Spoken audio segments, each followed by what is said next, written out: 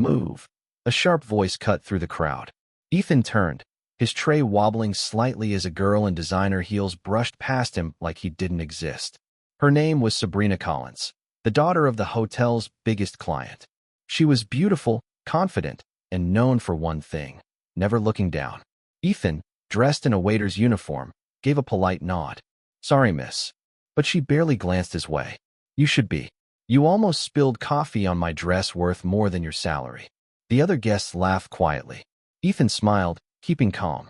"Don't worry, I'll make sure it doesn't happen again." She smirked. "You better. Some people don't belong in places like this." The words stung, but Ethan said nothing. Little did Sabrina know, the man she just insulted wasn't just another waiter. He was the secret owner of the entire hotel chain. Ethan didn't dress like a billionaire. He didn't drive flashy cars or wear gold watches. He believed in learning about people when they thought you were nobody. He had inherited his father's empire at 28, but chose to work undercover to see how his employees and guests truly behaved. That's how he met Sabrina. Later that night, Ethan stood in his private office, the city lights flickering behind him. His assistant, Clara, entered. "Sir, are you sure about working the floor again tomorrow? You know the Collins family is coming for the investors' dinner." Ethan smiled faintly.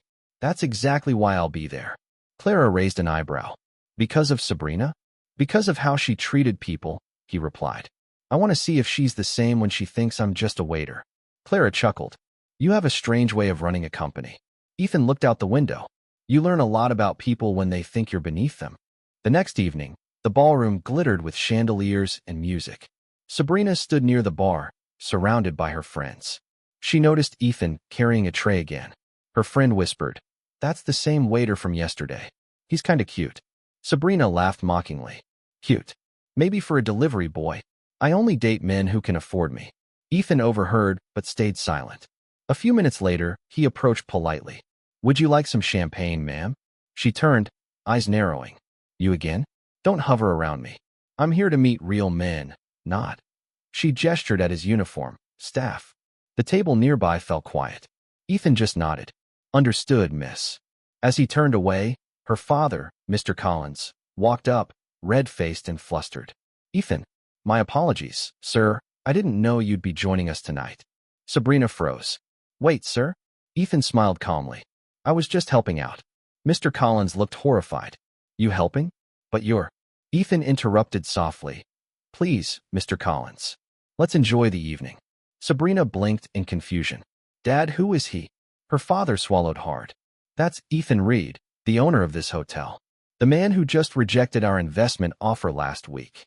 Sabrina's jaw dropped. After dinner, the crowd buzzed with whispers. Sabrina could barely look up from her chair. Ethan walked past, still calm, as if nothing had happened. She chased after him into the hallway. "Wait," she called. I didn't know." He stopped and turned. "Didn't know what?" "That you were the owner," she said quickly. "If I did, I'd never have spoken like that." Ethan sighed. "That's the problem. You only respect people when you know what they have." Her face flushed. "No, it's not like that. I just—" He looked her straight in the eye. "You judged me by my clothes, my job, my tray. But what you didn't see was the person behind it." Sabrina's voice cracked. "I'm sorry. Please, let me make it up to you." He shook his head gently. "You don't need to. But remember this, humility costs nothing, and arrogance can cost everything." She lowered her head, tears forming. "I wish I could start over." He gave a faint smile. "Maybe someday, when you've learned what really matters." 6 months passed. Sabrina had changed. She quit the elite parties and joined a volunteer program helping underprivileged teens. One evening, while setting up a charity gala, she froze. Ethan had just walked in. No fancy suit, just a simple black shirt. He looked around, impressed. "You organized this?" She nodded shyly. "Yes. We're raising funds for students who can't afford college. I wanted to do something that mattered." Ethan smiled, this time warmly. "You've grown." She took a deep breath. "You were right. I used to think money was everything. But now I see, kindness is the real wealth." He handed her a donation envelope. "Then let's build something together. This cause deserves it." Her eyes widened. "You're helping?" He smiled. "It's not about who's richer, it's about who's real." The crowd began to applaud as a photo of them flashed on the charity's screen, from pride to purpose. How a lesson in humility changed 2 lives. Sabrina turned to Ethan, tears in her eyes. "Thank you for not giving up on people like me," he replied softly. "Thank you for proving that people can change." And as the lights dimmed, she finally realized the man she once rejected was never just the owner of a hotel. He was the owner of his own heart.